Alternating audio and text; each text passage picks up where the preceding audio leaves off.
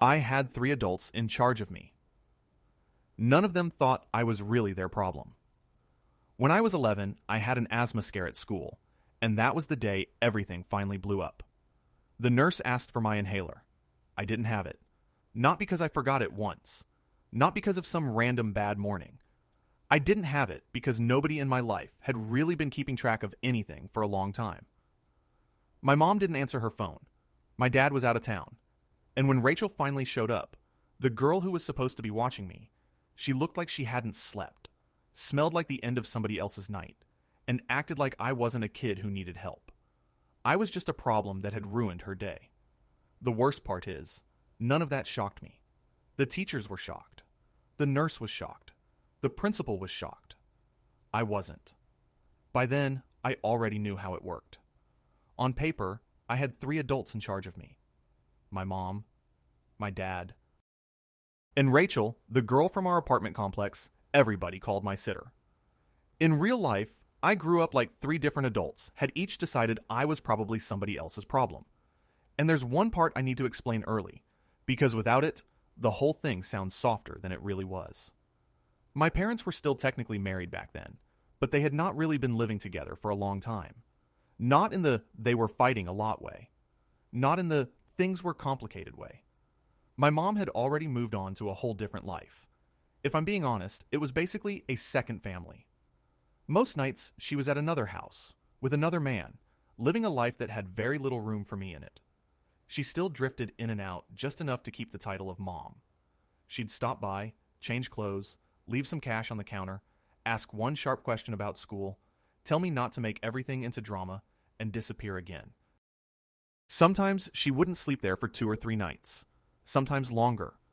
From the outside, though, she looked completely normal. That was part of what made her so good at this. She worked staging homes for sale. Not some TV designer.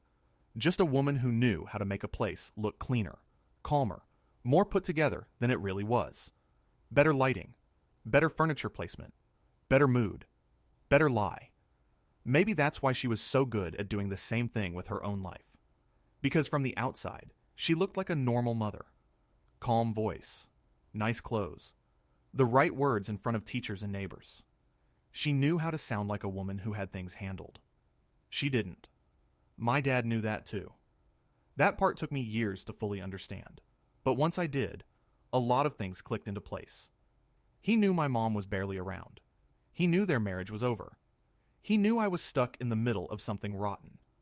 He just picked his own version of leaving. He worked in sales. Flights, hotels, rental cars, phone calls from parking lots. He was one of those men who always sounded calm and reasonable. That was his gift. He could sound like a good father right up until the exact moment a good father was supposed to actually do something. Instead, he traveled. I think by then, he had already buried the marriage and most of his parenting without ever saying it out loud. He rented a small apartment for me near school. On paper, it sounded practical. Temporary. Easier for everybody. In real life, it was the perfect place to keep me without letting me interfere too much with anybody else's new life. That's where Rachel came in. Rachel was around 21. She lived in the same complex, took community college classes on and off, and liked adult freedom way more than she liked responsibility. She figured out pretty fast that being my sitter was easy money. At first, she did just enough. She showed up on time. Once she made me grilled cheese. Once she asked how school was and actually listened. That was enough for my parents. They saw exactly what they wanted to see. Young, nearby, cheap, available. No questions asked. After that, it got bad fast. She started showing up late. Then disappearing for one quick errand. Then coming back smelling like cigarettes and drive-through coffee. Annoyed before she even got through the door. Then her friends started coming over. First one girl, then a guy, then another guy. Then whole little groups who acted like the apartment was just another stop in their night. They sat on our couch, ate food bought with money that was supposed to be for me, turned on the TV, opened cabinets, left their stuff everywhere, took over the kitchen table.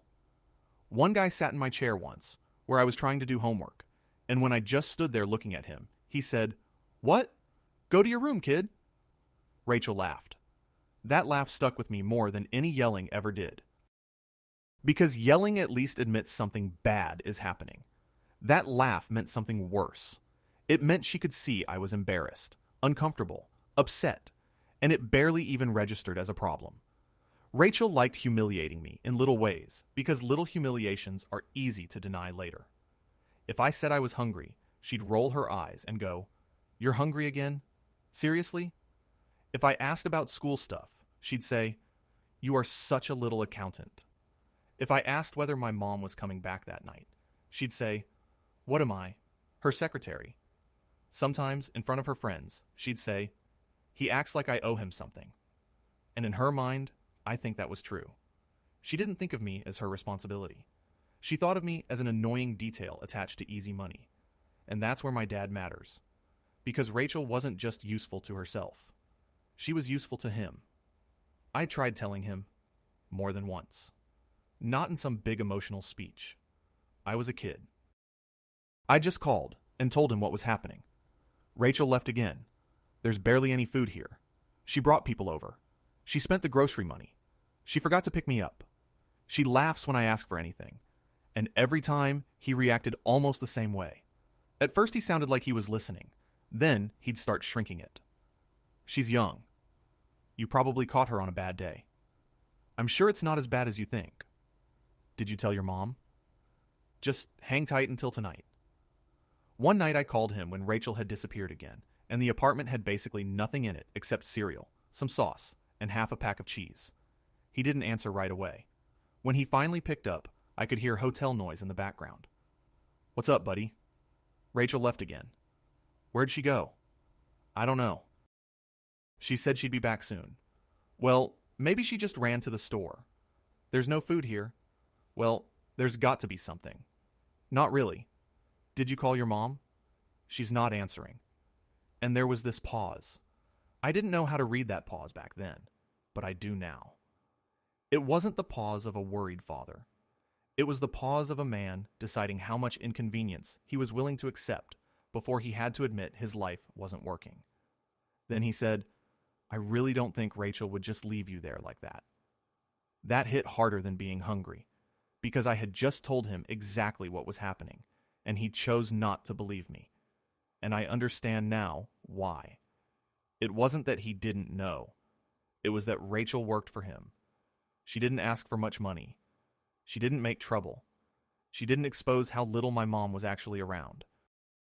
And as long as Rachel stayed in place, my dad could keep pretending somebody was technically there, which meant he didn't have to come home and suddenly become the only real parent in my life.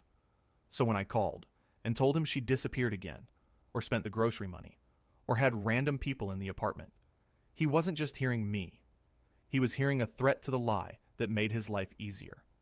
And it was simpler not to believe me. Food in that apartment followed the same pattern as everything else. Not disaster every single day. Something worse. Unpredictability. If Rachel remembered I existed, she fed me fast food. Burgers, tacos, nuggets, fries. Whatever was quick and took no effort. If she didn't, I ate whatever happened to be there already. Cereal, bread, crackers, something frozen, peanut butter, half-eaten leftovers after her friends got to them first. My mom left money for groceries, but it didn't take long to realize a lot of that money wasn't turning into groceries. It was turning into Rachel's coffee, Rachel's cigarettes, Rachel's gas, Rachel's life. So my life turned into this weird rhythm where some days I was living on drive-thru food, and other days I was trying to make cereal and crackers last until morning. I started bringing things home from school. Apples, crackers, anything small enough not to draw attention. Not because I was especially clever, because I learned fast that evenings were unpredictable. Homework was the same. Nobody checked forms. Nobody signed papers. Nobody made sure I had what I needed. Nobody cared whether I had clean clothes for gym or money for a field trip. Some mornings I wore the same shirt twice because nobody had done laundry. Once I carried a project in an old grocery bag because I had nothing else to use. Another time, everybody had already turned in a permission slip, and mine was still shoved in a drawer under junk mail and takeout menus. People noticed, and that matters too. Kids at school didn't start messing with me for no reason. They reacted to what they could see. Wrinkled clothes, shirts that looked slept in. The smell of smoke because Rachel's people had been in the apartment the night before. Hair flattened down with sink water in the school bathroom. A backpack with stale snacks shoved into the bottom. Kids don't call that neglect. They just know something is off. Then they start laughing. At first it was looks, then jokes, then actual comments. Do you ever change? Why do you smell like smoke again? Your babysitter party all night? You getting picked up last again? One day a kid looked at my shirt and said, "Dude, do you ever actually change clothes?" Another laughed and said, "He smells like smoke again." That hit me harder than I wanted to admit. Not because it was the cruelest thing anybody had ever said, because they had said out loud the thing I was already trying hardest to hide. That people could look at me and tell nobody at home was really handling me. I had asthma too, but it was mild. Not the kind that controlled my whole life. I didn't have attacks all the time. The inhaler was supposed to be one of those basic just-in-case things. Something a responsible adult made sure was in my backpack or jacket pocket, so nobody had to think too hard about it. That was the whole point. Rachel was supposed to keep track of that. She knew I was supposed to have it. But in that apartment, even simple things got lost in the chaos. She'd move my backpack because it was in the way. Her friends would dump their stuff all over the kitchen. Somebody moved this, somebody touched that, and things just disappeared into the mess. Because my asthma usually wasn't a daily issue, that only made it easier for all of them to ignore. I brought it up a few times. To my mom, "I need a new inhaler." "I know." "Not today." To my dad, "I think this one's almost empty." "Okay, I'll text your mom." To Rachel, "Where is it?" "How would I know? That's your thing." After a while, I talked about it less. There didn't seem to be much point. And honestly, I started feeling embarrassed for having needs at all. I got used to starting every request with "sorry." "Sorry, there's no food." "Sorry, Rachel left." "Sorry, I can't find my inhaler." Not because I was polite, because in that apartment, anything I needed already sounded like an inconvenience before I even opened my mouth. That's why I started writing things down. Not because I was some little detective, not because I thought I was building a case. I was just a kid living in a place where reality kept shifting. If Rachel disappeared for 4 hours, later she'd say, "I was gone 20 minutes. Stop being dramatic." If my mom was gone 3 days, later she'd say, "I stopped by." You were asleep. If my dad ignored something, he'd say, "I really don't think it was that bad." After a while, I got scared that one day I'd stop trusting my own memory. So I wrote things down. Short, plain, no big thoughts. Mom gone 3 nights. Rachel left at 6, back after 10. Food money gone. People here again. Said I was annoying. Didn't pick me up. No inhaler. I kept the notebook between my school books. The school nurse was the first adult who really started noticing. She wasn't warm in some movie way. She was just a woman who had clearly spent years listening to adults make excuses. One day she gave me crackers because my stomach hurt. Another day she asked, "Did you eat breakfast?" I said yes too fast. Another day she looked at my inhaler and said, "This is expired." I said, "We're getting a new one." She asked, "When?" And I realized I didn't have an answer. School started noticing other things too. Late pickups, unsigned forms, tired eyes. The fact that I almost always had something saved from lunch for later. The fact that every question about home got the same answer. "It's fine." Then came the day everything blew open. It was after lunch. I was at my locker when 2 boys started up again. This time, they weren't just joking about me being picked up last. They were looking at my shirt. I already knew it was wrinkled.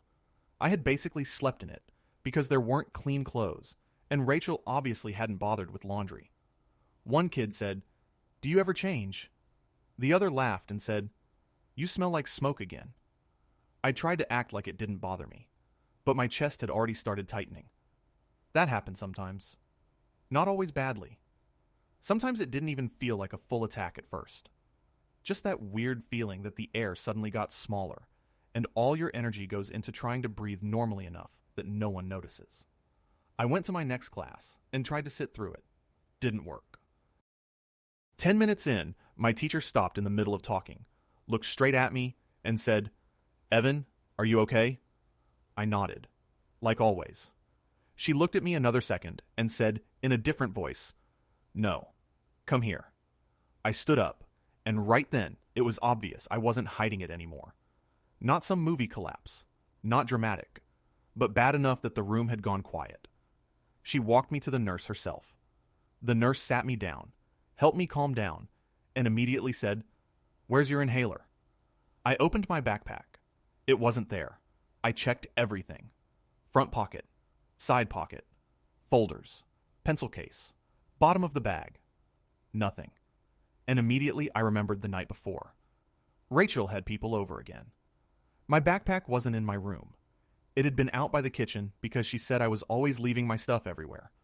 After nights like that, anything could end up anywhere. The nurse looked at me and asked, "Is it at home?" And I said, "Maybe." That maybe sounded worse than the truth, because a kid with asthma is not supposed to have maybe as an answer for where the inhaler is. The nurse called my mom. No answer. Called again. Nothing. Then she called my dad. He picked up. I could hear airport noise in the background. I only heard parts of it. "He's having trouble breathing." "No, he does not have the inhaler with him. We need a responsible adult here." Then she looked at me and said, "He says to call Rachel." Rachel didn't answer the first time. Then she declined the call. Then she called back and said, loud enough that I could hear some of it, "I can't just drop everything right now." The nurse answered in this flat, final voice, "He is a child. You are listed as the caregiver. You need to come in." Rachel got there almost 40 minutes later. I saw her before she even walked into the office. Big, dark sunglasses. Yesterday's tank top under an unzipped hoodie. Hair thrown up badly. That heavy after-party smell adults recognize instantly. The teachers recognized it too. She walked in already irritated. "I'm here. What now?" The nurse asked, "Where is his inhaler?" Rachel took off the sunglasses, rubbed her face, and said, "I don't know. It was probably in his bag." "Did you check?" "Am I supposed to check every little thing for him?" The room went dead quiet. Then she made it worse. "He does this sometimes. He gets himself worked up." And I still think that was the line that broke the whole thing open. Not because it was the meanest thing anyone ever said, because it held everything in it. Irritation, distance, zero responsibility. That habit adults like her had of talking about me like I wasn't a child. Just a hassle. The school did not let me leave with her. They just didn't. The principal came in. The school social worker was already there. They pulled old notes. The nurse brought up the inhaler. The office had records of late pickups. My teacher mentioned forms, food, and how I'd been showing up. And all of a sudden, the thing that had been my normal for months looked, to them, exactly like what it was. Bad.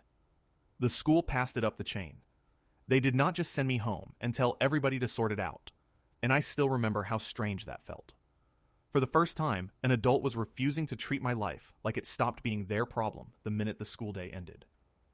That evening, they took me back to the apartment, but not by myself and not casually.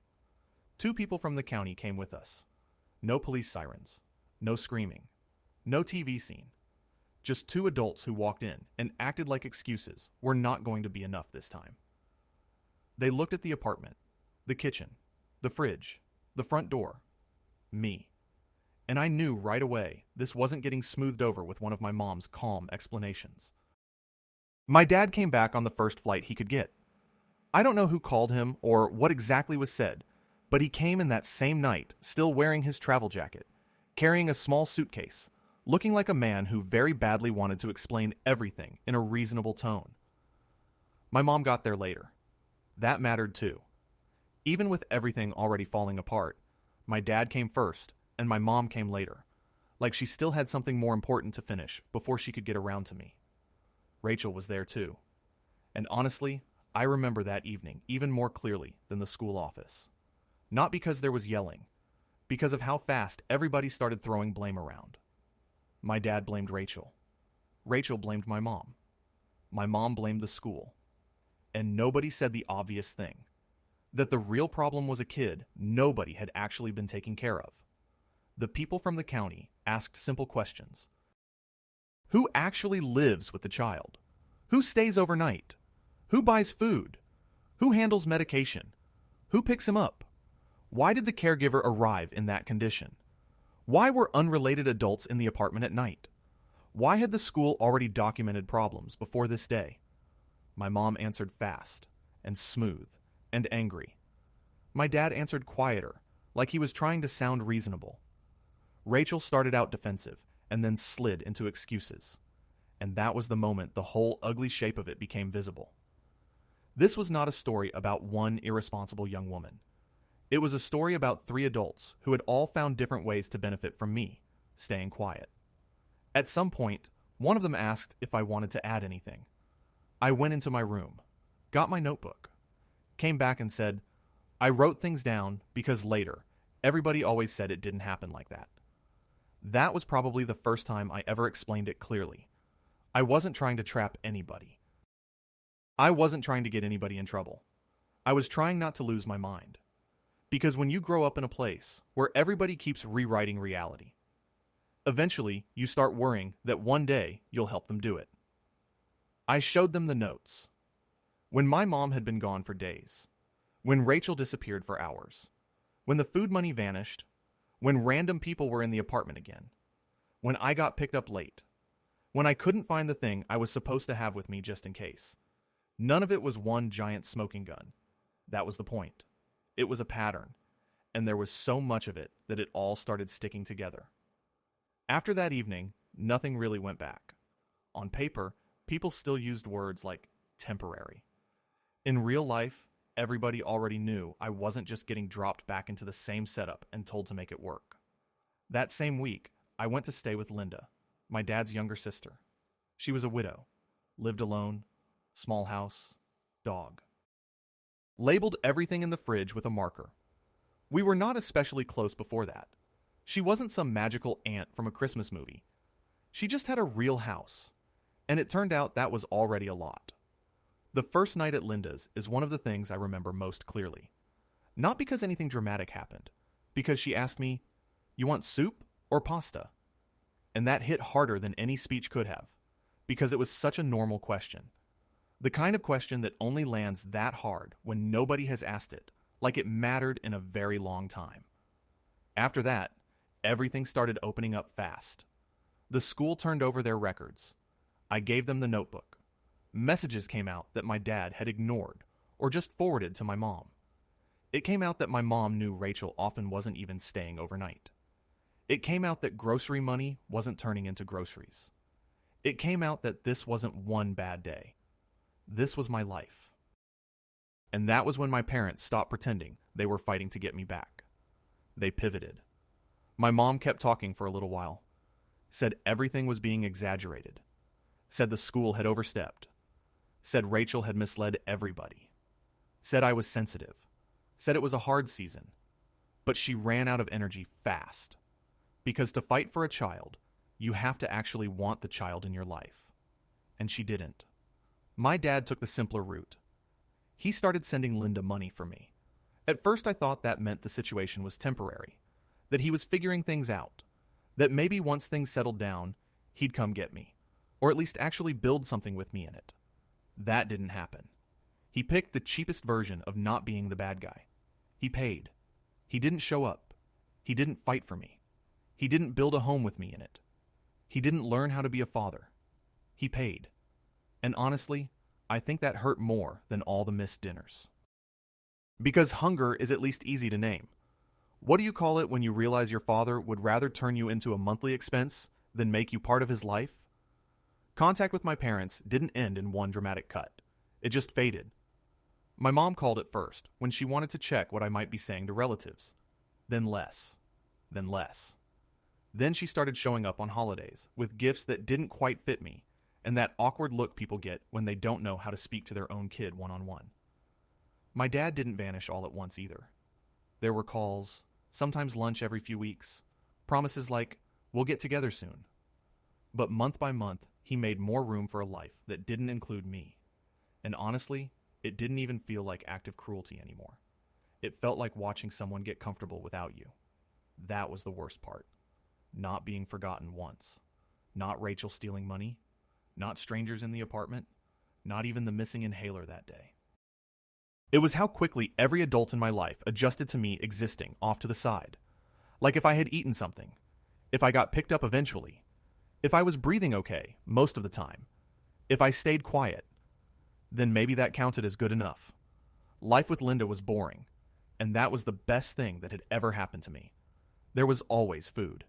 Medication got handled before it became a problem. If she said she'd be there at 5:30, she was there at 5:30. If something was running low, she replaced it before it became an emergency.